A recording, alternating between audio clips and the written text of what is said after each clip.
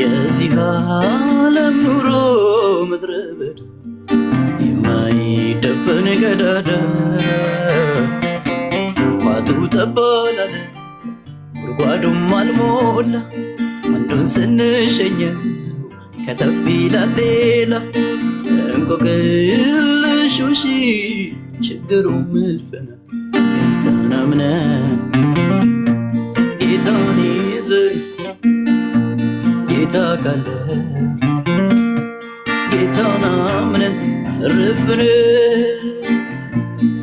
የዚህ ዓለም ኑሮ ምድረ በዳ የማይደፈን ቀዳዳ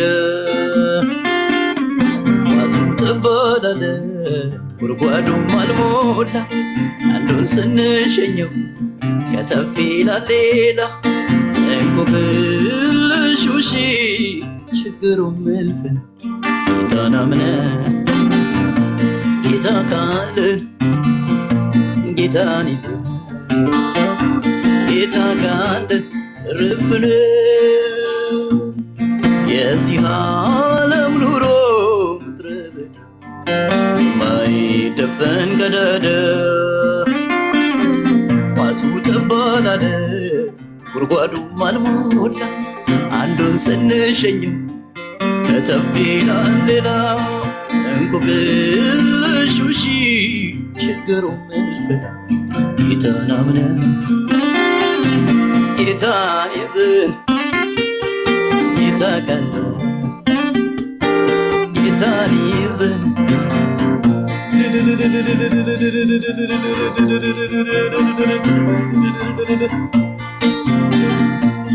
የቤተልሔም ረሃብ ያልፋል ወደ ሞዓብስ ምን ያወጣል?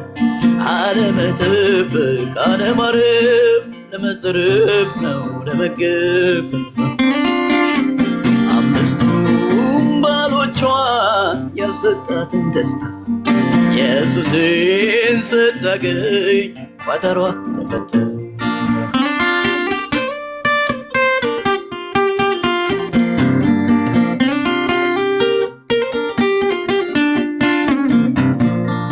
የዚህ ዓለም ኑሮ ምድረ በዳ የማይደፈን ቀዳዳ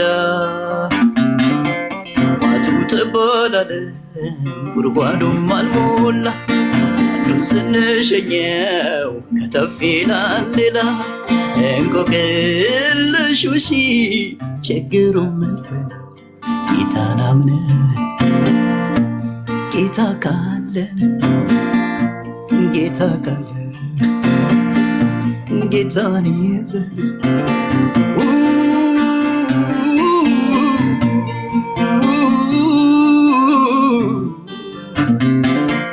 ጌታን ይዞ ማለት ሐዘኔ ያበቃ አንተን ይዤ ያረፍኩ ሰቆቃዬ ያበቃ አንተን ይዤ ያረፍኩ ተከለከለልኝ ሞት ቤቴ ላይ ገባ አጥፊው ላይ ያገኘኝ ኢየሱስ ጣልቃ ገባ። እልልታ ይሰማል ዛሬስ በኔ መንደር ሞት በሞት ተቀጣ ጠላቴ ሆይ ፈር ጠላቴ ሆይ ፈር ተከለከለልኝ ሞት ቤቴ ላይ ገባ አጥፊው ላይ ያገኘኝ ደሙ ጣልቃ ገባ። እልልታ ይሰማል ዛሬስ በኔ መንደር ሞት በሞት ተቀጣ ጠላቴ ሆይ ፈር ጠላቴ ሆይ ፈር ደሙ ነው የከለለኝ ደሙ ነው ያስመለጠኝ ደሙ ነው መርገሜን ሰብሮ ደሙ ነው ሰው ያረገኝ ደሙ ነው የከለለኝ ደሙ ነው ያስመለጠኝ ደሙ ነው ዕዳዬን ከፍሎ ደሙ ነው ሰው ያረገኝ የኢየሱስ ደም ሰው አረገኝ የኢየሱስ ደም አስመለጠኝ የኢየሱስ ደም አጸደቀኝ የኢየሱስ ደም አቀረበኝ የኢየሱስ ደም አማለደኝ የኢየሱስ ደም አቀረበኝ የኢየሱስ ደሙ ነው የከለለኝ ደሙ ነው ያስመለጠኝ ደሙ ነው እርገሜን ሰብሮ ደሙ ነው ሰው ያረገኝ ደሙ ነው የከለለኝ ደሙ ነው ያስመለጠኝ ደሙ ነው ዕዳዬን ከፍሎ ደሙ ነው ሰው ያረገኝ የኢየሱስ ደም ሰው አረገኝ የኢየሱስ ደም አማለደኝ የኢየሱስ ደም። ሃሌሉያ! ኢየሱስ ጌታ ነው። እዚህ ውስጥ ያላችሁ ሁላችሁም ግብርሽዬ፣ አስቼ፣ ዮሐንስ፣ ሳሙኤል ሁላችሁም ዶክተር ሻውል ተባረክልኝ። ወዳችኋለሁ። ወደ ፓስተር ልመልሳችሁ። መሰረታዊ ልዩነት የለንም፣ ግን ልዩነታችንን የምንታገሳቸው መሆን አለባቸው ተብሎ እንግዲህ የመጀመሪያው የዛሬ 50 ዓመት መስከረም ወር ላይ በናዝሬት ወይም አሁን አዳማ ባይብል አካዳሚ ላይ ነው ስብሰባ የተደረገው።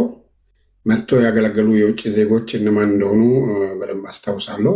አንዱ ዩጋንዳዊ ነው፣ አቡነ ፌስቶ ከቬንጀር ይባላሉ እና ከእንግሊዝ ሀገርም እንደዚሁ የመጡ ነበሩና የሚገርም ነበር።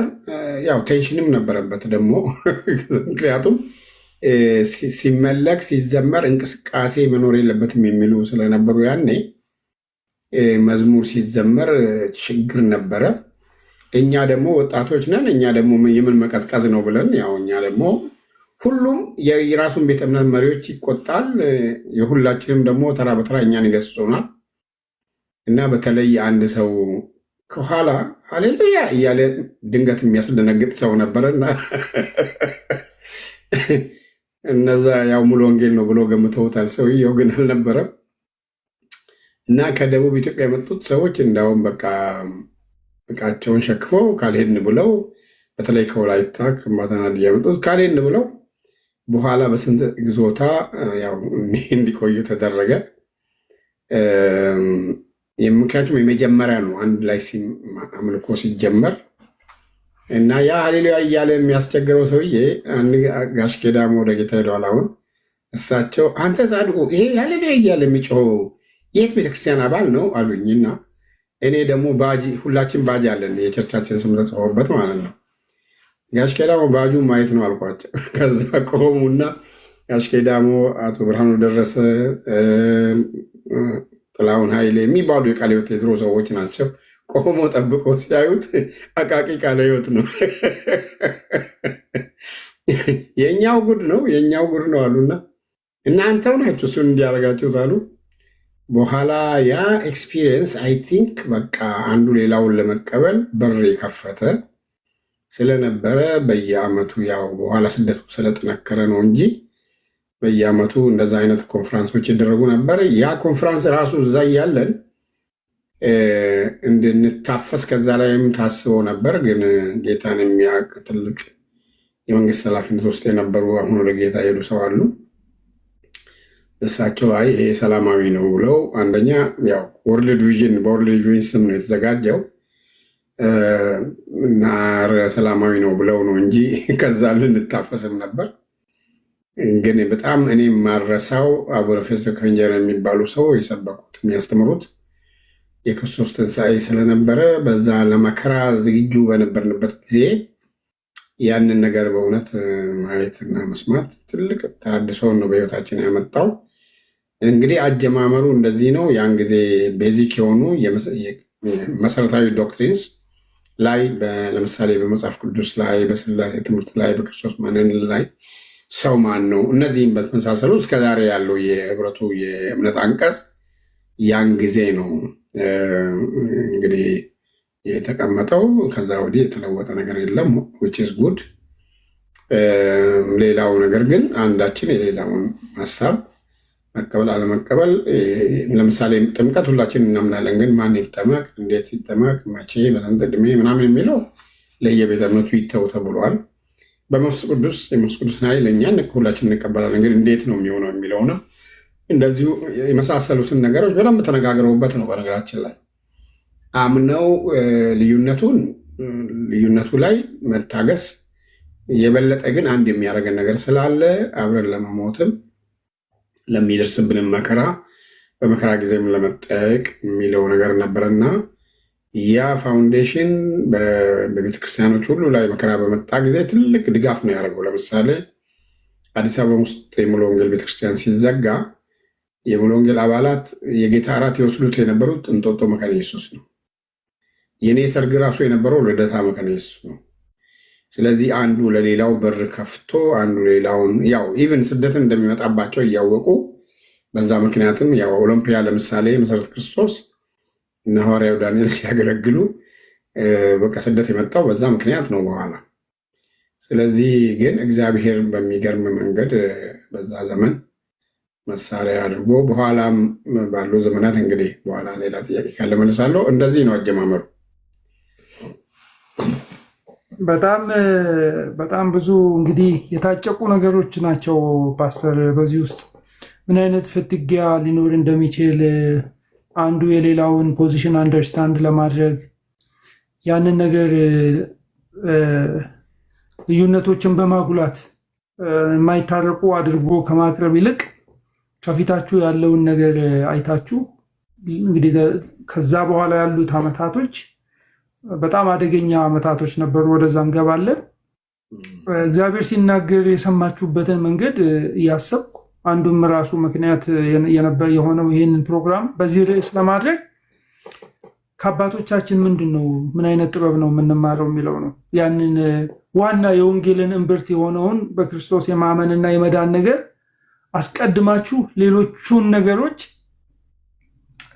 ወደ ቤተክርስቲያን ወደ የቤተ እምነቶቹ መስጠታችሁ፣ በመከራ ቀን ደግሞ እንግዲህ ሙሉ ወንጌል ሪሜምበራንስ የምትለዋ ሙሉ ወንጌል እዛ ሪል ፕሬዘንስ አለ ወይንም ደግሞ ምንድነው ኮንሰብስታንሺዬሽን የሉትራንን እንትን የጌታ እራት የሚለውን የተለየ ትርጓሜ ያለውን ሄዳችሁም እንድትስጥ እናንተ መውሰዳችሁ እነሱ መፍቀዳቸው በመካከል የተፈጠረው ጋብቻ በጣም ከባድ እንትን ነው እና ያንተን ጋብቻ እዛ ጋር ሲያደርጉ ያለው ህብረት ያለውን ነገር ይሄኛው ጀነሬሽን ደግሞ መስማት አለበት። ዛሬ ያለን ነገር ከፊታችን ምን እንደሚመጣ ምን ሊገጥመን እንዳለ በእርግጠኝነት ባናቅም ያሉት ቻሌንጆች ግን ይታዩናል እና እሱንም አንድ ላይ ምንድነው ሰዎች እንዲያስቡ ከታሪክ የምንማረው ነገር አለና እሱን ለማለት ነው። በዛን ጊዜ ዋና ዋና የሚባሉት ቤተ እምነቱ አብያተ ክርስቲያናት እነማን ነበሩ ፓስተር? እናገራለሁ። ከሱ በፊት ሁለት ነገር ነው። ይሄ ህብረቱን ሲመሰርቱ ፕሪንሲፕሎች ነበሯቸው። አንደኛው ዮሐንስ 17 ጌታችን ኢየሱስ ክርስቶስ የጸለየውን ጸሎት እንመልስ እንደኛ አንድ ይሆኑ ዘንድ ብሎ ጸልየዋልና የዚህ ጸሎት መልስ መሆን አለብን የሚል ነበር። ሁለተኛው ህብረት ስናደርግ በዛን ጊዜ እነሱ በተጠቀሙት ቃል ልጠቀም ዳይቨርሲቲ ኢን ዩኒቲ ዩኒቲ ኢን ዳይቨርሲቲ የሚለው ሀሳብ አንደኛ ቆሮንቶስ ምዕራፍ 12 ላይ የጸጋ ስጦታ ልዩ ልዩ ነው፣ መንፈስ አንድ ነው፣ አገልግሎት ልዩ የሚለው ልዩ ልዩነትን እና አንድነትን ባከበረ ሁኔታ የሚል አይነት ነው። ያን ጊዜ እንግዲህ 9 ናቸው። ከ9 ውስጥ 3ቱ ነበሩ እንደ ፔንቴኮስታል ሊቆጠሩ የሚችሉት። እንደምናውቀው የመካነ ኢየሱስ ሉትራን ነው። ያን ጊዜ ክሊር ነው።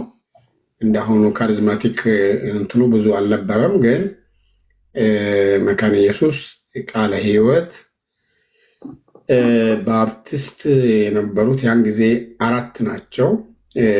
የአማኑኤል ባፕቲስት የሚባለው ባፕቲስት ባይብል ጀነራል ኮንፈረንስ የሚባለው ብርሃነ ወንጌል በኋላ የተባለው ፌዝ ባፕቲስት በኋላ አሁን ኤፍቢአይ የሆነ መሰለኝ። ብቻ 4 ነበሩ ባፕቲስቶች። ሳውዘርን ባፕቲስት 4 ነበሩ።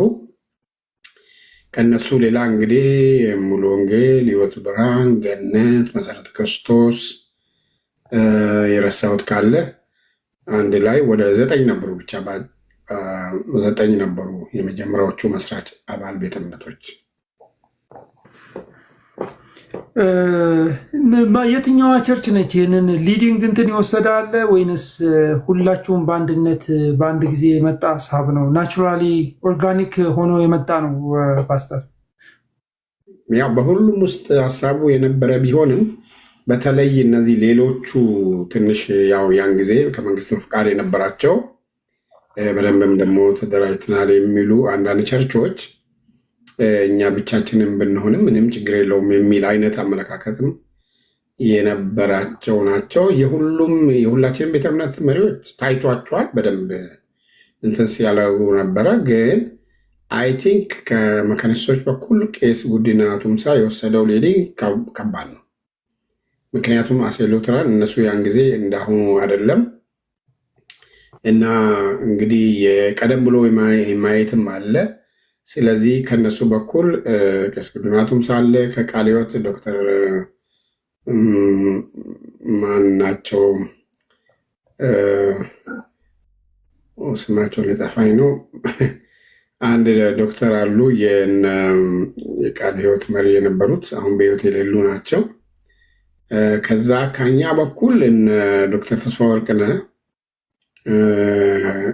ለምሳሌ አሉ። ሂሩይ ማን ነው ፓስተር ቢሾፕ ሂሩይ ከያን ጊዜ ገነት ቸርች ገና እየተጀመረ ያለበት ነው፣ አዲስ አበባ ውስጥ ማለት ነው። እነ ተስፋሁን አግደው ከኛ ወደ ጌታ ሄደው ተስፋሁን አግደው አለ ዶክተር ንጉሴ እና ከኛ የሚታወቁት 3ቱ ወይም 4ቱ ናቸው።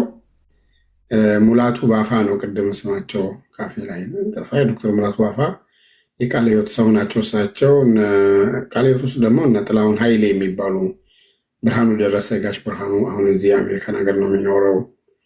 ብቻ እነዚህ ትንሽ ቆዩ እና አንዳንድ ነገሮችን በደንብ የሚያውቁ ሰዎች ሁሉም ፈቃደኝነት ቢኖራቸውም እንደምታውቀው ስጦታ ልዩ ልዩ ስለሆነ ፍሮንት ላይ ነገሩን ይዘው የመሄድ ነገር የተወሰኑት ላይ የበለጠ ፑሽ የማድረግና ለምሳሌ በአምልኮ አሁን ጥለን እንወጣለን ሲባሉ እንዳይሄዱ ከለመኑት መካከል ተስፋ ጽዮን እንደሌለው ከሚኬሲ ለምሳሌ በጣም ትልቅ ሮል ተጫውቷል። ጋር ተስፋ ጽዮን እና ሌሎች ስማቸውን ከረሳሁም ያው ከየቸርቹ ነበሩ። አይ ቲንክ ሁሉም በዚህ በኢትዮጵያ መጽሐፍ ቅዱስ ማህበርም ስለሚገናኙ በተለይ አዲስ አበባ ውስጥ ያሉት ይተዋወቃሉ እና ይሄን ጉዳይ ቀድሞም ያነበቡ የነገሮችን አዝማሚያ ያወቁ ሰዎች መሪዎቹ አትሊስት ስለተስማሙ የእኛ አንዳንዶቻችን እንደውም የተቆጣን ሰዎች አለ። ምንድነው ይሄ ማመቻመች ነው እንደ ምናምን ብለን ሁሉም በራሱ ሰዎች ላይ ይጮሃል። ሁሉም ደግሞ እኛ የራሱን ያቀዘቅዛል። ጉዳዩ እንደዚህ አይደለም ይግባችሁ እንባላለን እና በእንደዚህ አይነት ሁኔታ ነበር። እግዚአብሔር ይመስገን። የሚገርም እንትን ነው ፓስተር። ያን ጊዜ ህብረቱ ሲፈጠር ቻሌንጁ ለእናንተ ክሊር ነበረ? ደርግ እና ያው አንተ መጽሐፍቶችን አንብባል ኮሚኒዝም ሊያደርግ የሚችለውን በራሽያም በቻይናም ያለውን ነገር ሁሉም ያ ሴንስ ነበረው፣ ያ ሴንስ ኦፍ አርጀንሲ ነበረው፣ ሰምቲንግ ኢዝ ካሚንግ የሚለው አዎ ክሊር ነበረ። ምክንያቱም መጀመሪያ እንደምታውቀው ደርግ ሲነሳ የወታደሮቹ በኋላ ከውጭ የገቡት ተማሩ የተባሉ ግቡ የተባሉ ሰዎች በጣም ወደ ፖለቲካ የገፏቸው እንጂ እነሱ ኢትዮጵያ ትቅደም ብለው ነበር የተነሱት እና እንዳውም ኢትዮጵያ ትቅደም ያለምንም ደም በቀና መንፈሳውን ከናዊው ደም ብለው ሃሌሉያ እንበል ታላቅ ምስራች፣ ከብዙ እስራት ዘመን ኢትዮጵያ ተፈታች፣ ኢትዮጵያችን ትቅደም ብለን እንገስግስ፣ ለትውልድ እንዲተርፍ የያዝነው ጥንስስ ሲባል ሁላችንም ደስ ብሎን አጨብጭበናል። ከዛ በአውሮፓ የነበሩ የአውሮፓ ተማሪዎች ከሀገር ውጭም ሆነው ሁለት የተከፈለ ፖዚሽን ይዘው ነው ወደ ኢትዮጵያ መጡት። ኑ ግቡ ሲባሉ በነ ኃይሌ እና ነገደ ጎበዝ የሚመራው ግሩፕ መኢሶንን ሲመሰርት፣ ሌሎቹ እነ ደበሳይ እነ ብርሃነ መስቀል ረዳ እና የመሳሰሉት ደግሞ ኢህአፓን ሲመሰርቱ፣ መኢሶኖቹ ደርግ ውስጥ ያው የለውጥ ኃይል ስላለ እነሱም ተጠቅመን እንትን እንላለን። ኢህአፓ ደግሞ ወዲያውኑ ህዝባዊ መንግስት ካልተቋቋመ ያለ። አሁን እዛ አካባቢ ሲጀመር ኤቲስቲክ የሆነው ነገር እየቀረበ መምጣት ጀመረ እና ደርግ ደግሞ የታንዛኒያን አይነት ሶሻሊዝም ነው የምንከተለው ምናምን አሉ። አስጨነቋቸውና ሳይንቲፊክ ሶሻሊዝም መሆን አለበት አሉ። አሁን 68 አካባቢ ክሊር እየሆነ መጥቷል። 67 እንደምታስታውሰው የመሬት ላራሹ የታወጀው የካቲት ወር ነው አይደለም? በቃ ከሱ በኋላ በተለይ ክሊር እየሆነ ቀድሞ ላነበቡ ለገባቸው ሰዎች በደንብ በነገራችን ላይ መጀመሪያ አካባቢ በደቡብ ኢትዮጵያ ያሉ ብዙ ክርስቲያኖች እንዲያውም በጣም ደስ ብሏቸው ነበር። ለምን መለስተኛ ቤታዊ ፕሮግራም የሚባል ተነድፎ የሃይማኖትም የፆታ እና ሃይማኖት እኩልነት ምናምን ተብሎ ስለነበረ በጣም ደስ ብሏቸው በቃ ነፃነት አገኘን ብለው የተደሰቱ በጊዜ ያለ ሁላችንም ለጊዜው እኮ ጊዜያዊ መሰብሰቢያ ለአዲስ አበባ ለሙሉ ወንጌልም በየክፍለ ሀገሩም ነበረ። በኋላ ነው ጉዱ የመጣው።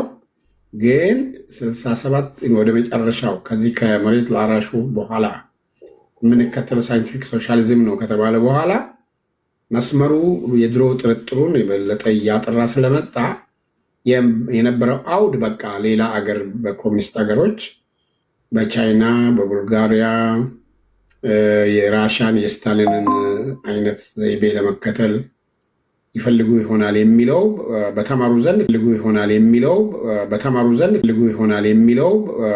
ዘንድ ስለዚህ ኦልሬዲ እናንተ የሚመጣው ነገር ፓስተር ሳይ እኮ ብዙ ፖለቲከኞች እንኳን ነገሩን በዛን ጊዜ የነበረውን ሁኔታ ሲያብራሩት እንደዚህ ክሊር አድርገው እንትን አይሉም። ኤኒዌይስ ጆን ስቶት እንደዛ ይላል እና አማካሪ ያው ጆን ስቶትን ምናልባት ለማታውቁ ሰዎች ወደ ጌታ የሄደ ምናልባት በዘመናችን ከተነሱ የቤተ ክርስቲያን አባቶች መካከል አንዱ የሚባል በጣም የተከበረ ሰው ነው እና አማካሪዎች ነበሩት።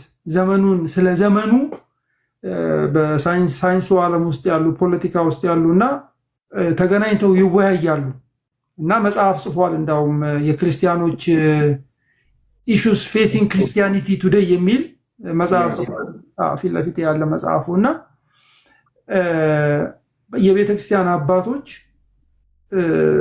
ፖለቲካ ውስጥ ገብተው ፖለቲካ አይጫወቱም እንጂ የዘመኑን ፊት ግን የመለየት ግዴታ አለባቸው እና ማን ነው ፓስተር በአንድ እጄ መጽሐፍ ቅዱስ በአንድ እጄ ጋዜጣ ይዤ ነው የምሰብከው ያለው?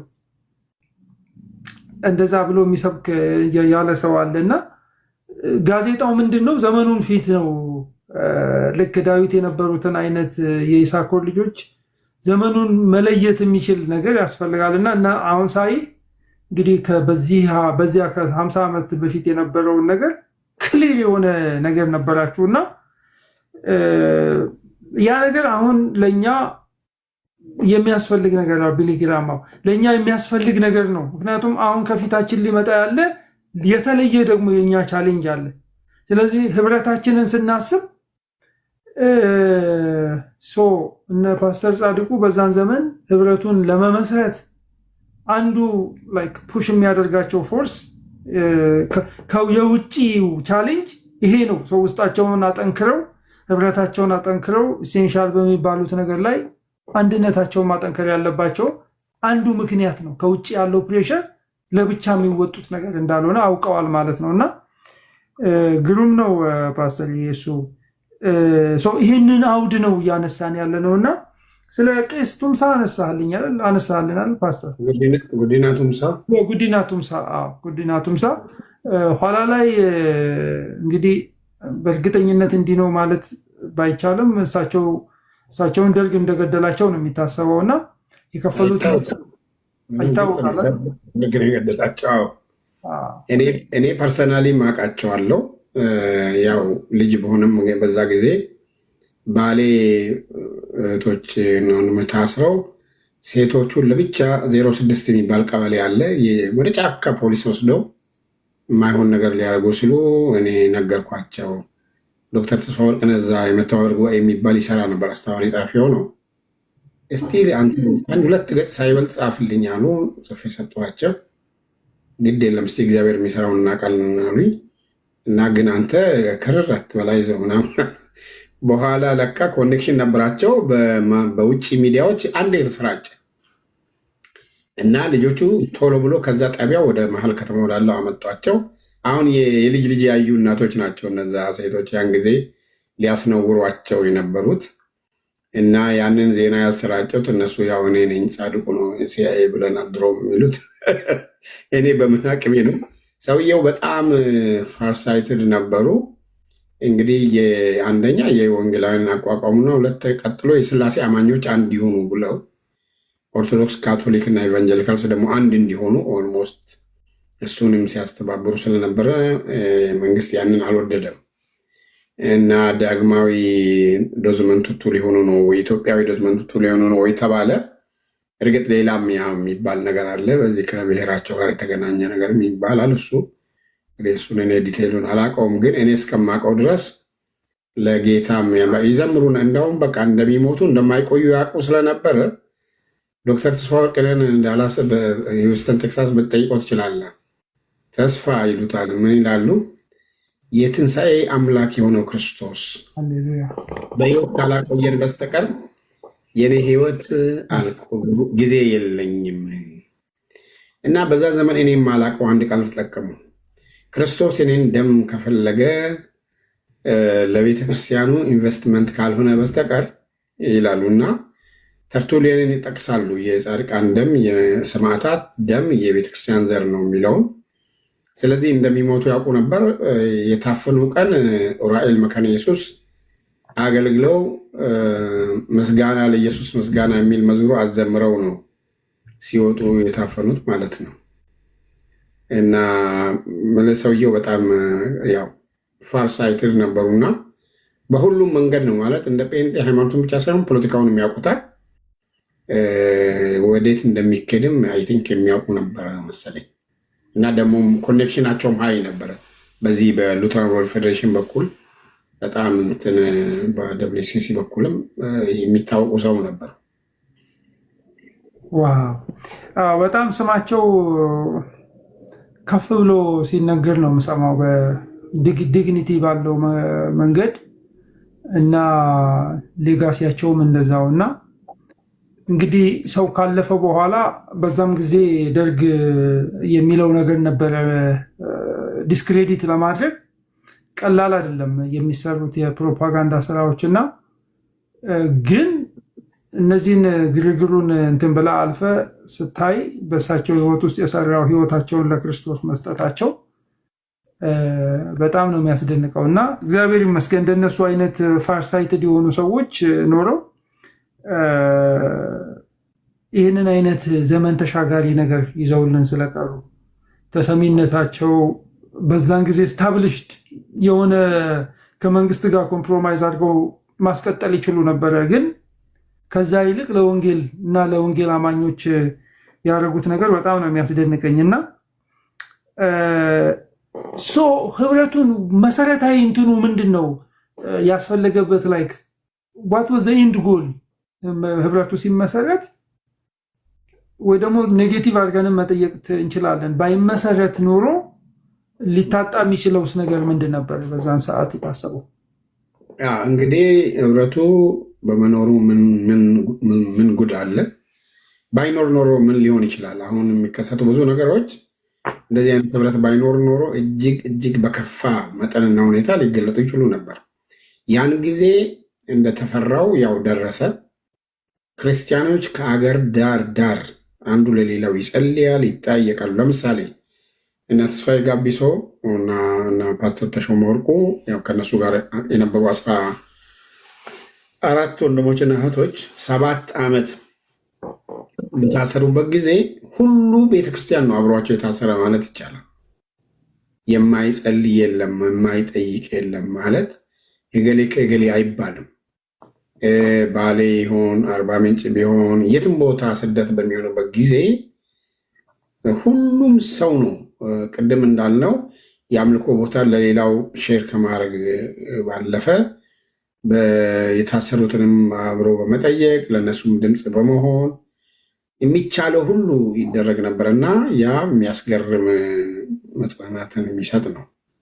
እንግዲህ ለመከፋፈልም ተሞክሯል። በነገራችን ላይ ለምሳሌ አንዳንዱ ቤተክርስቲያን በሚበዛበት አካባቢ ወላይታ ለምሳሌ እኔ 1 ወር ታስሬ ነበረ እና እዛ ቃለ ሕይወት ይበዛል እና እዛ ልክ እነሱን የሚደግፉ አስመስለው እኛን ሙሉ ወንጌሎችን ደግሞ እንትን ያደርጋሉ እና ለመከፋፈልም ተሞክሯል። ግን ቀድመን ህብረት ስለፈጠር ከፋፍለው እንትን ሊሉን አልቻሉም እና እንዳውም ስለ ህብረት ሲናገሩ ስለ 3 መልክ ስላላቸው በጎች ምሳሌ ሰጥተው የሰበኩ ሰው አስታውሳለሁ። እና ጂቡ ሊበላን ሲመጣ እኔ እኮ የመጣሁት ነጯ ከለር ታይቶኝ ነው ብሎ ሲበላ እያሉ የመጨረሻ የቀረችውንም በላ ብለዋል። እና እንደዚህ እንዳንሆን የሚል ምሳሌም ሰጥቶ ሲያስተምሩ ስለነበረ የውስጡን በውስጥ ይዘን ግን ህብረታችንን በአንድነት አጠንክረን ስንቆይ ነበረ ማለት ይቻላል። የስደቱ እንደየክፍለ ሀገሩ ይለያያል። እንደተሾሙት ሰዎች ሁኔታ ይለያያል።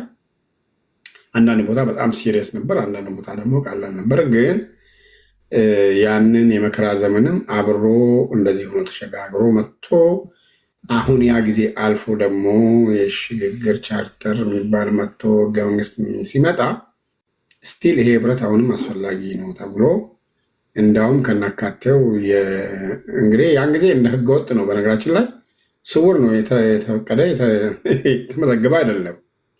በኋላ የመንግስት ለውጥ ከሆነ በኋላ ኦፊሻሊ ህብረቱ ሊመዘገብ ሲሄድ አባላቱ ይመዝገቡ ተባለ። ቀድመን ስደት ላይ የነበርን ሰዎች እኛ አስቀድመን ተመዝግበን ስለነበር ሌሎቹም ቤተ እምነቶች ሄደው መንግስት ጋር ካወጡ በኋላ ህብረቱ ኦፊሻሊ እንደገና ሲቋቋም ደግሞ ቃለ ሕይወት ሄድኳርተር ነው ቢሮ የተሰጠው። የዶክተር ስምዖን አባት ጋሽ ሙላቱ ነበሩ አስተባባሪ ጸሐፊ። በኋላ ዶክተር አሳየኝ በሬ መጥቶ ከዛ ስዩም ከዛ እያለ እኔ ጋር ደረሰ። ስለዚህ አይ ቲንክ እግዚአብሔር ለዘመኑ ሁልጊዜ አገልጋዮችንም ራእይንም ሀሳብንም ሰጥቶን ያው እንግዲህ እስከዚህ ድረስ ተጉዞ መጥተዋል። በእነዚህ ቦታዎች ብዙ ቻሌንጆች በየአይነቱ መጥተዋል። ብዙ ቻሌንጅ አለ።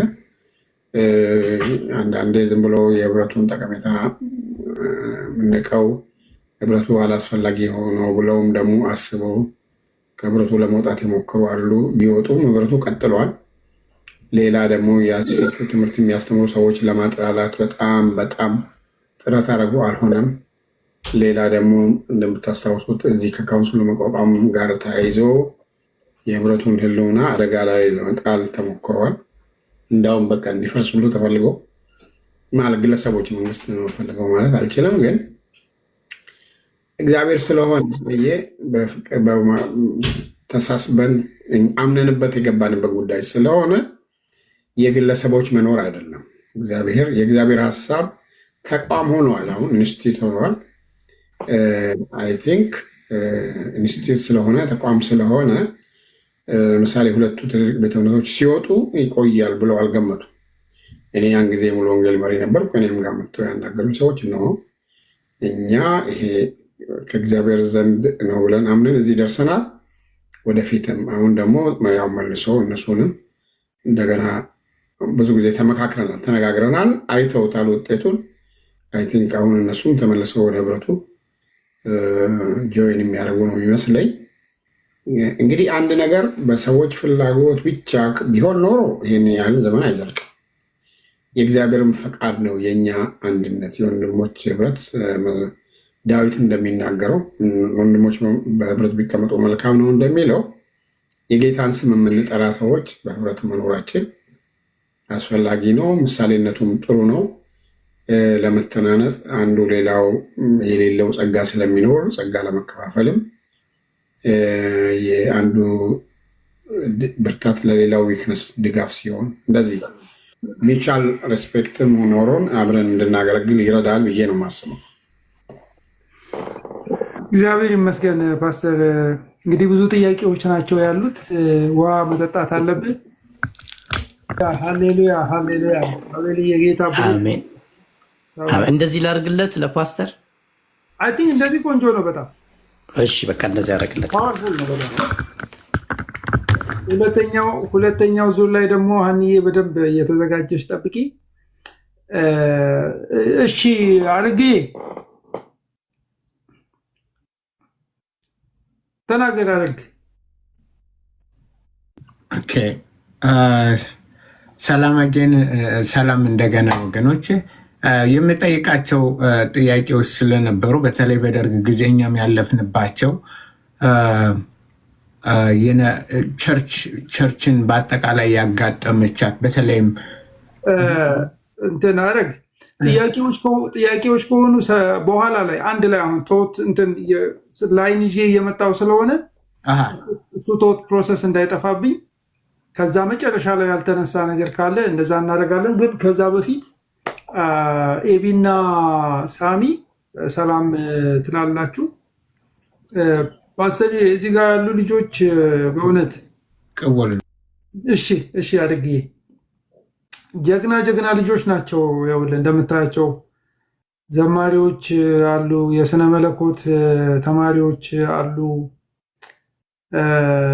በቃ እግዚአብሔር መልካም እያደረገልን ያለው።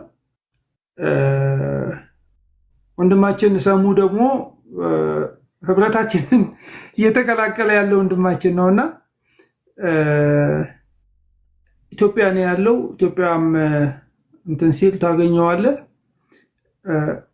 ክሬት ልናደርገው የምናስበው ነገር እኔ በእኔ በኩል ክሬት ላደርገው የማስበው ነገር በቃ ለወንጌል ኮንዱሲቭ የሆነ ኤንቫይሮንመንት መፍጠር ነው እና አባቶቻችን ያለፉበት እኛ ወፍ ዘራሾች አይደለም። መሰረት አለን፣ ታሪክ አለን፣ አውድ አለን። በዛ አውድ ውስጥ ነው ስንታይ ትክክለኛ ትርጉም የሚኖረን እና ያን አውድ ማሳየት ነው። ያን አውድ አሳይተን ዝም ብለን ትላንት የተሰራ ስህተት እንዳይደገም፣ ትላንት ደግሞ ተፈትኖ የሰራው ነገር እንዳይጣል ማለት ነው።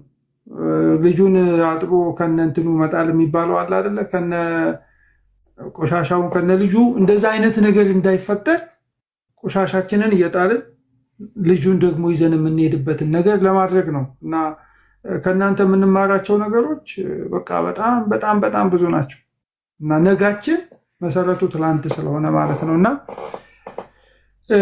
አይብዬ ሰላም በለ ፓስተርን፣ ከዛ ሳሚ ሰላም ይላል።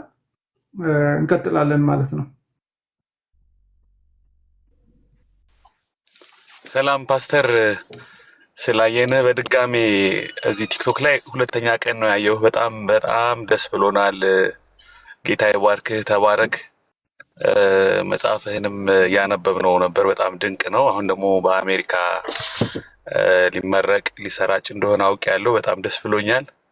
የእናንተን ምስክርነት እናንተ ያለፋችሁበትን መንገድ መስማት ምን ያህል እንደሚያጸናን ምን ያህል እንደሚያጽናናን መገመት የምትችሉ አይመስለኝም።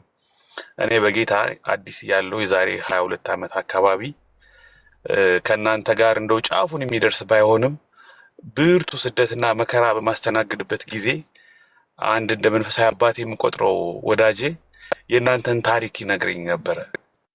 ያሳለፋችሁትን መከራ በደርግም ጊዜ እና እናንተ ወኪንግ ቴስቲሞኒ ናችሁ። በዚህ በ21ኛው መቶ ክፍለ ዘመን ልክ እንደ ፈርስት ሴንቸሪ ትኩስ የክርስቶስ ፍቅር የገባባቸውና ጌታን ለመከተል ያን ሁሉ ዋጋ ሊከፍሉ የቆረጡ ሰዎች ቀንዲሎች መሆናችሁን ስንሰማ ስናቅ ለእኔ የዛሬ 2000 ዓመት የተሰበከው ክርስትና ለካ አሁንም ህያው ነው። አሁንም ሊኖር የሚችል ነገር ነው። አሁን ሰዎች ህይወታቸው ሊሰጡለት የሚችል ነገር ነው የሚለውን ይበልጥ እንዳምንና ይሄው በጌታ ቤት እንድጸና ረድቶኛል።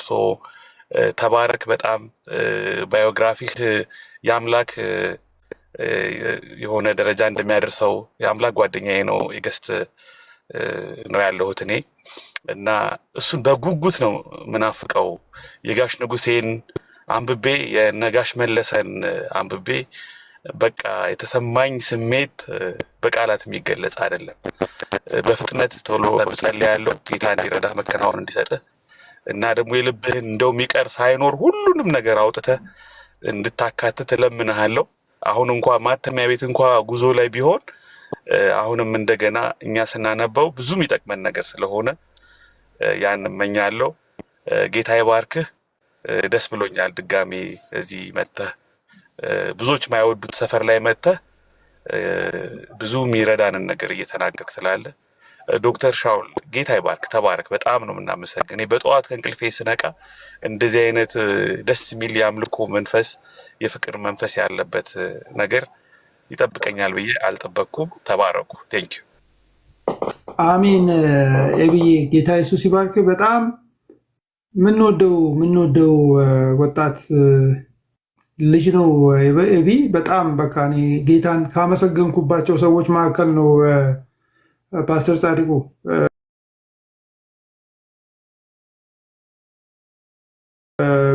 በደንብ ያዘው ኢትዮጵያ መጥቶ ያገኝ በጣም ዴብዝ ያለው ወንድም ነው። እግዚአብሔር ይባረክ። ሳሚዬ ፓስተርን ሰላም በለው። እሺ ዶክ ቴንኪዩ በጣም በመጀመሪያ አንተን ቴንኪዩ ማለት እፈልጋለሁ። እንደዚህ ቆም እንድንል ደግሞ ከዚህ ከግርግሩም ከምንም ወተን እንድናስተውል የሚያደርጉ ፕሮግራሞችን ብዙ ጊዜ ይዘህ ትመጣለህ እና እዚህ ቲክቶክ ላይ ስለሱ አንተን ቴንኪዩ ማለት እፈልጋለሁ። ተባረክልን ፓስተር። ያው ለእኔ መምህሬም ነው። ባችለር ኦፍ ዲግሪ ቲዮሎጂ ላይ ሙሉ ወንጌል ሴሚናሪ ስማር አስተምሮኛልና ባለፈው የወንጌላዊ አማኞች 50ኛ ዓመት ክብረ በዓል ላይ አድዋ አዳራሽ ላይ አግኝቼው አስታውሸው ነበር እንዲያውምና ከዛ በኋላ ደግሞ እዚህ ስላየሁት ከረጅም ጊዜ በኋላ በጣም ደስ ብሎኛል። ፓስተር ያው እንደምታውቁ እዚህ ኢትዮጵያ ያላችሁ በሩቅ በጣም የምንወደው የምናከብረው ደግሞ የምንፈራው ሰው ነው።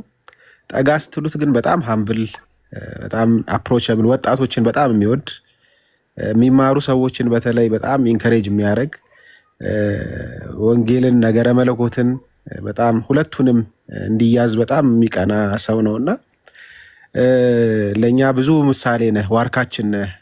በጣም ነው የምናከብርህ። እግዚአብሔር በአንተ ስለሰራው ነገር ሁሉ እግዚአብሔርን እናከብራለን እና በመካከላችንም ደግሞ እግዚአብሔር እንደ ምልክት እንዳስቀመጠህ እናምናለን እና ከአንተ እግር ስር ቁጭ ብሎ መስማት በራሱ ትልቅ መታደል ነው።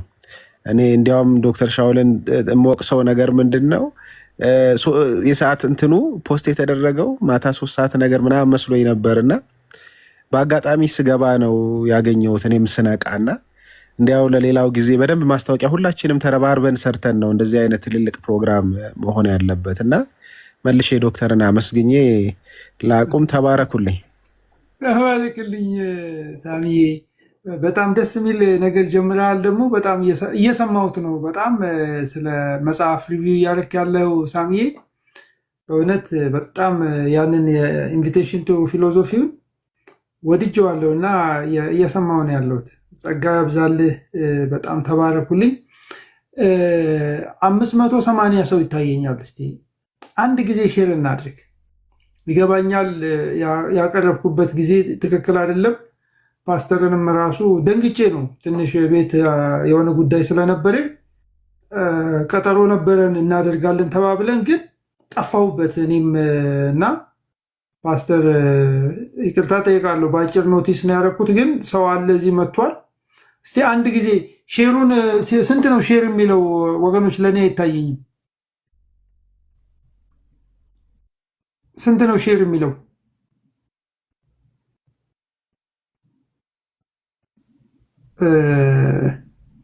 ሳሚ ሼሩ ስንት ይላል?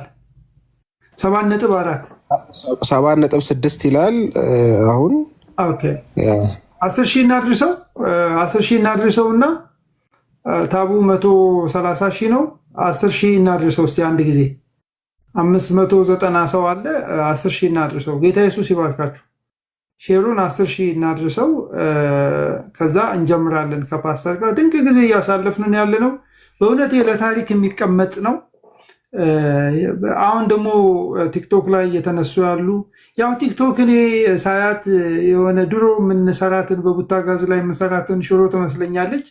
አንዳንዴ የሚንተከተኩ ነገሮች አሉ። እነሱ ሰው ብዙ ችግር ያመጣሉ። በአንዳንድ ሰዎች ባላደጉ ሰዎች ህይወት ችግር እና እነሱ ሴትል ማድረግ አለባቸው። እኛ ታሪክ ያለን ሰዎች ነን። ነገሮችን አስበን አባቶቻችን ያደርጉበትን ጥበብ ወስደን የምናደርግ ነን እና እንደነዚህ አይነት ፕሮግራሞች በዓላማ ነው የማደርገው፣ አስቤ ነው የማደርገው እና መስማት አለብን።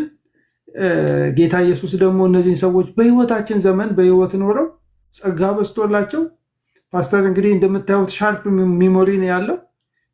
የኛ በፌስቡክ እና በቲክቶክ እንትን ብላለች እና የበቀደም ዕለቱን እንኳን ማስታወስ የማይችል ነውና ከ50 ዓመት በፊት ያለው ነገር የፈረንጆቹን ስም ራሱ አይረሳም ፓስተር። እና ጌታ ይባርካቸው። 10,000 ሲሞላ ነገሩ 10,000 ሁላችሁም እስቲ አድርጉ አንድ ጊዜ እናንተናችሁም ላይ አድርጉ። እንግዲህ ቲክቶክ ላይ ማገልገል የለመዱ ሰዎች ታውቃለህ እየሰበኩ ያሉ እስቲ ታብታብ እናደርጋለን።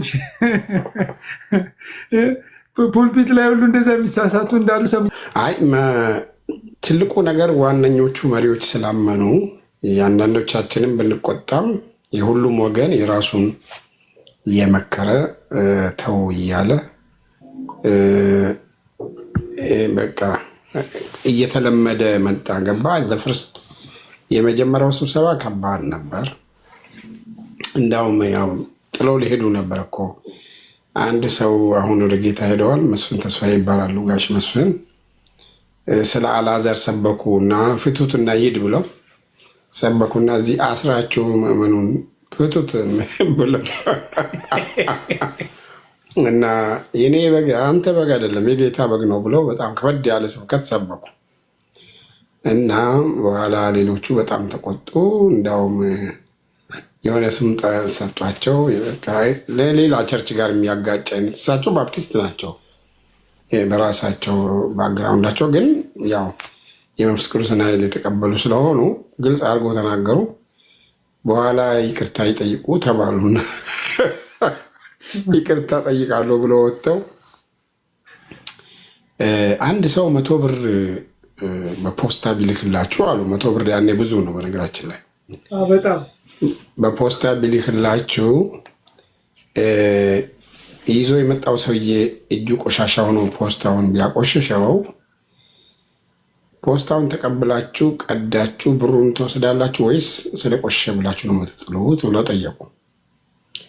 አይ እኛ ቀደን ብሩን ከውስጥ እንወስዳለን አሉ ሰዎች። እንግዲህ እኔ ቆሻሻ ሊሆን እችላለሁ፣ በእኔ የተላለፈው ግን አሉና የእግዚአብሔር ቃል ቆሻሻ አይደለም አሉና ትንሽ ተናደዋል መሰለኝ። እናንተ አንገተ ደንዳኖች አባቶቻችሁ ነቢያትን እንደተቃወሙት የሚለውን ጠቀሱና እናንተ አንገተ ደንዳኖች አባቶቻችሁ ሚስዮናውያን መንፈስ ቅዱስ እንደተቃወሙት እናንተም ልጆቻችሁ ዛሬ ደርሳቸዋል ብለው እንደገና ኢትዋዝ ብሎ በቃ ከባድ አንዱ እግር ላይ በቃ አንዱ እየለመነ ነው እንጂ በቃ እንሄዳለን አሉ። አንዳንዶቹ በስንት ግዞታ በስንት ልመና እንዲያልቅ ሆነ። ከዛ በኋላ በአመቱ ሲደረግ ጥሩ ነበር። ከዛ የተሻለ ነው። እንትኑ ቀነሰ፣ ቴንሽኑ ቀነሰ። እንደገና ተደረገ። ግን ከ71 በኋላ በኢትዮጵያ ዘመን አቆጣጠር በቃ ማድረግ ወደማይቻልበት ያው ስደቱ በጣም ስለጠነከረ ማድረግ አይቻልም ነበር። ዝም ብሎ በየአካባቢው መለስተኛ ነገር ካልሆነ እንደዛ አይነት አይደረግም ነበር። ከብዙ ዘመን በኋላ 84 ክረምት ነው እንደገና በኬኔዲ አዳራሽ በ6 ኪሎ የተደረገው ማለት ነው። እሱ መቼ ነው የተደረገው? የኬኔዲ አዳራሹ በኢትዮጵያ ዘመን አቆጣጠር 84 ክረምት ላይ። እሱ ኢህአዴግ ገብቷል። አዎ ገብቷል። ህብረቱም ሌጋሊ ተመዝግበዋል። ስለዚህ በቃ እግዚአብሔር ይባረክ። ፓስተር ድሮም ጎረምሳ ነበር ማለት ነው። ድሮም ጎረምሳ ነበር ማለት ነው ነው የምልህ። እኔን ነው አይደለም? አይ ጎረምሶች ነበሩ የሚያስቸግሩ። እንዴ ትልልቅ ሽማግሌዎች እኮ ናቸው እንደዛ የሚሆኑት። ያኔ ተቆጥተው ነው በቃ ያው ለእንትኑ ነው ባህልና እምነት ተቀላቅሎ ከባድ ነገር። በጣም ይደንቃል፣ በጣም ይደንቃል። እንግዲህ ያው ነገሩን የፈታችሁት በዊዝደም ነው እንትን በማድረግ ጊዜው እየቀጠለ ጊዜ እየወሰዳችሁ ስትመጡ የነበሩት መሪዎች አትሊስት ሁሉም ተግባብተዋል። እያንዳንዱ የራሱን ያቀዘቅዛል፣ ይመክራል እንጂ አንዱ ክፍተት ቢያሳይ ኖሮ ጥሩ አልነበረ። ኦኬ፣ በጣም ድንቅ ነገር ነው። አንድ ነገር ላንሳልህ። እንግዲህ የኔ ትራዲሽን የሙሉ ወንጌል ትራዲሽን ነው፣ ፔንቴኮስታል ትራዲሽን ነው እና ምናልባት አንተ ቀርበህ ስለምታውቅ ዋና ኮንትሪቢዩት ማለት እንግዲህ ህብረት ሲባል ሁሉም ሲነርጂ ስለሆነ አንዱ ይዞት የሚመጣው ካልቸር አለ። ከዛ ውስጥ ለህብረቱ የሚሰጠው ፍሌቨር የሚሰጠው ጥንካሬ እናስባለን። እሱ ስለ ሲነርጂ ስናነሳ እና ሲምባዮሲስን ስናነሳ በዋናነት እስቲ የምጠቅሳቸው ነገሮች ምንድን ናቸው? ወደ ህብረቱ ይሄኛው አብያተ ክርስቲያናት ይሄኛውን ስትሬንግዝ ይዞልን መጣ የምትላቸው ነገሮች እንደው የሚመጡልህ ነገሮች ወይ አሰብክባቸው? እንግዲህ የማለት አንዳንዶቹ ለምሳሌ ጋሽ ኬዳሞ በጣም ጥሩ ሰባኪ ናቸው፣ ብዙ አስተማሪ ናቸው። አንዳንዶቹ ያው ማናጀራል አስፔክታቸው የሊደርሺፕ እይታቸው ነገሮችን ከወዴት ይሄዳል ብለው የሚያስቡ አሉ። በጣም ዲፕሎማቲክ የሆኑ ሰዎች አሉ፣ ማለት ሁሉንም ማግባባት የሚችሉ። አሁን እንደ ዶክተር ተስፋጽዮን ሰው በቃ ሁመረስ ነው፣ ቀልዶም ለሰዎችን በቃ እንትን ያደርጋል። የተለያየ ጸጋ የነበራቸው እና አንዳቸው ሌላቸውን በመልካምነት የሚያዩ አይ ቲንክ ስለነበሩ ይመስለኛል እንግዲህ አስተዋጽኦ። ግን ትልቁ ነገር ምን ሆነ መሰለ፣ ራሱ የመንፈስ ቅዱስ እንቅስቃሴ ነው በኋላ አንድ ያደርገው። ምክንያቱም ገባ ያ የሚባለው ነገር። ለምሳሌ አንዳንድ ሰዎች በጣም ሲቃወሙ የነበሩ ልጆቻቸው በመንፈስ ቅዱስ ተሞሉ ማለት ነው፣ የራሳቸው ልጆች ወጣቶች ውስጥ ገባ። ድሮ እኮ መንቀሳቀስ አይቻልም፣ ማጨብጨብ ክልክል ነው፣ ሃሌሉያ ማለት ክልክል ነው፣ አንዳንድ ቸርቾች ማለት ነው። በኋላ ግን ያ እየተለወጠ ሄዶ አሁን እኮ አንዳንዶቹ ለምሳሌ የኢትዮጵያ ወንጌላዊት ቤተክርስቲያን መካኒሱን ሌሎቹ ሉተራውያን ምንድን ነው የሚለዋት? ካሪዝማቲክ ሉተራን ነው የሚሏቸው። ለምን? የመንፈስ ቅዱስ ጸጋ ስጦታን ከላይ እስከታች ተቀብሏል። አሁን እኮ የተለየ እንዳውም የሚገርም ነው አሁን ባለበት ሁኔታ። ግን በዛ የስደቱ ዘመን አንድ ላይ መታሰር አለ። ልባር አንድ ላይ ማምለክ ብቻ ሳይሆን አንድ ላይ ደግሞ የሚታሰሩበት ጊዜ አለ። ስለዚህ ያን ጊዜ በመከራ ጊዜ መቼም የእግዚአብሔር መንፈስ ኃይል ነው የሚያስፈልግ እንጂ ሌላ ነገር አይደለም። መንግስት ደግሞ እኔ ገሌ ነኝ ምናምን አላቅልህም ነው የሚለው፣ ለይቶ አያውቅም። እስከ 68 ወደ መጨረሻ አካባቢ ከሀገር ግዛት ሚኒስቴር ቀደም ብሎ ፍቃድ ያላቸው ኦኬ፣ ግን በኋላ አላቅም እሱንም አላደርግም።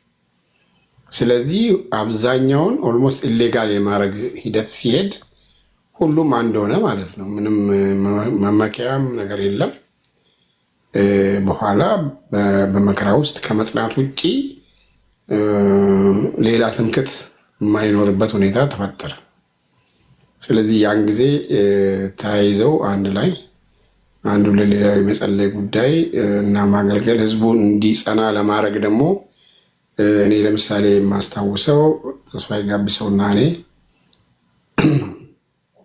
ከዮሐንስ ባሳና የሚባል አለ፣ አሁንም ዮሐንስ ባሳና እና ስምዖን ዳና ሌሎችም ወላይታ ቃለ ሕይወት ውስጥ ካሉ ሰዎች ጋር ወላይታ ውስጥ በሙሉ ሄደን ቃለ ሕይወት ቤተክርስቲያን ስናገለግል ስንሰብክ ወጣቶች በኮሙኒዝም እንዳይወሰዱ በቃ ያን ጊዜ እነሱ እንዳውም እኛን አንዳንድ ጊዜ ይጠብቁን ነበርን። መድረክ ላይ በልሳን የምንጸልይ መስሏቸው እንዴት ነው እናንተ ዝም ያላችሁት ሲሉን፣ አይ ይሄ እኮ የእናንተ መድረክ ነው፣ እምነታችን እንደተጠበቀ ነው፣ ግን እናንተ መድረክ ላይ የእናንተን ሬስፔክት ማድረግ አለብን ብለን አብረን ከዳር እስከ ዳር ተንቀሳቅሰን አገልግለናል። ለምሳሌ የጎባ ሙሉ ወንጌል ሲዘጋ የጎባ ሙሉ ወንጌል ቤተክርስቲያን የነበረው አግዳሚ ተጭኖ ግኒር ቃለ ሕይወት ነው የሄደው እንዲጠቀሙበት። ጎባ ደግሞ ምእመኑ ቃለ ሕይወት ለምሳሌ አገልጋዮች ወደ ደቡብ ተወሰዱ እና ምእመኑን እኛን ስናገለግል የቆየ ነው። ስለዚህ አንዳንድ ጊዜ እንትኑ እንዲያውም አንዱ ሰው ምን አሉ፣ ወንጌላዊ በቀለ ወርቁ ይባላሉ። በል እንግዲህ ጻድቁ በረቱ ፈርሰዋል፣ እንግዲህ ሁሉንም አንተ ጠብቃቸው ብለውኛል። ምክንያቱም በመከራ ጊዜ በቃ ይሄ የኔ ድንበር ነው እዚህ አትለፍ ምናምን የሚባል ነገር የለም። በኋላ ነው እንዳውም ነፃነት ከመጣ በኋላ ደግሞ አባሎቻችን ተወሰዱብን በዚህ ገብተው የሚባል መካሰስ መጥቶ እሱንም ያው እግዚአብሔር ረድቶን በጥበብ እስቲ ማን ወሰደ ተብሎ ኮሚቴ ተቋቁሞ ይጣራ ተባለ። ከዛ አባል ግን ሰው በግ ስላልሆነ ሰውየው በዲሲፕሊን በሌላ ምክንያት ካልሆነ በስተቀር በራሱ ፈቃድ ግን አባልነት ለውጠው ቢሄድ ከነበረበት ቤተክርስቲያን መሸኛ ካመጣ መቀበል ይቻላል ተብሎ ተወሰነ እንጂ አንድ ወቅት ደግሞ የአባላት ንጥቂያ አለ ተብሎ በጣም ጩኸት ነበር።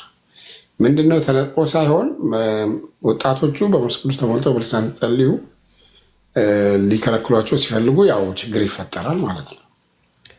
በኋላ እሱንም ሁሉም እንግዲህ ተቀበለ፣ ቶለሬት አደረገ። ከዛ እንደዚህ እያለ አሁን ልዩነቱ ብዙ እስከማይታይ አሁን እንግዲህ ልዩነቱ የሚታየው ገቨርናንስ ላይ ይመስለኛል እንጂ በሌላ ነገር ላይ ኢትዮጵያ ውስጥ የትኛውም ቤተ እምነት አጥቢያ ብትሄድ አምልኮ አንድ አይነት ነው። ብዙ ልዩነት አይታይም። ካሪዝማቲክ ነው በአብዛኛው። በጣም ድንቅ ነው። ይህንን ጌታ ኢየሱስ ይባርክ ፓስተር። ይህንን ፕሮግራም ሙሉ ኮንቴክስቱ ማግኘት ስትፈልጉ ወንድሞቻችን አሉ። አሁን እዚህ ጋር ዩቲዩብ ላይ የሚያስቀምጡ የምንወዳቸው ወንድሞች አይቻለው። አንድ ቁጥር ትጽፍልኛለህ ዩቲዩብ ላይ አንድ ወዳጅ ያለና እሱ ካለ ምናልባት ዩቲዩብ ላይ ይቀመጣልና ሙሉውን ይዩት ከመጀመሪያ እስከ መጨረሻ ድረስ። በደረጃ ነው ጥያቄዎችን እየጠየቁት ያለሁት እና ድንገት ሀሳቤ ላይ የመጣውን አይደለም የማደርገው። እሺ ተባረኩ። እየገባችሁ ፕሮግራሞችን እዛ ላይ የወንጌላውያን ድምፅም አለና ኮንቴክስቹዋል ነው። አሁን የተነሱ ያሉ ጥያቄዎች ኮንቴክስት ጠብቀው ደረጃ በደረጃ ነው እየጠየቁት ያለሁትና ድንገት ገብታችሁ የሆነ ኮንክሉዥን ውስጥ እንዳትገቡ ብዬ ነው። ፓስተር እንግዲህ እየሄድን ነው ያለነው። ህብረቱ ከተመሰረተ በኋላ በመካከል እንግዲህ ያነሳቸውም ነገሮች አሉ። ነፃነቱም እንግዲህ አንጻራዊ ነፃነት ነው የምለው እኔ። አንጻራዊ ነፃነቱ ከመጣ በኋላ 1983 ላይ ምናልባት ነፃነቱ ራሱ እንደ ተግዳሮትስ ሆኖባችሁ ነበር ወይስ ላይ ዋና የምትሉት አሁን እስካሁን ድረስ ባለው የወንጌላውያን አብያተ ክርስቲያናት ህብረትን ሊያናጋ የሚችል የገጠማችሁ የምታስታውሳቸው አንዱ ለሶስት ማድረግ ትችላለህ? ምንድናቸውና እንዴትስ ፈታችኋቸው? ያው ነፃነት እንግዲህ በቤተ ክርስቲያን ታሪክም እኮ ነፃነት ራሱ ተግዳሮት ነው። ለምሳሌ በሐዋርያቱ ዘመን መከራ ውስጥ የነበረችው ቤተክርስቲያን የሮማው ንጉሥ እኔ በቃ አሁን አምኛለሁ ብሎ ከተጠመቀ በኋላ ክርስቲያን ሆንኩ ካለ በኋላ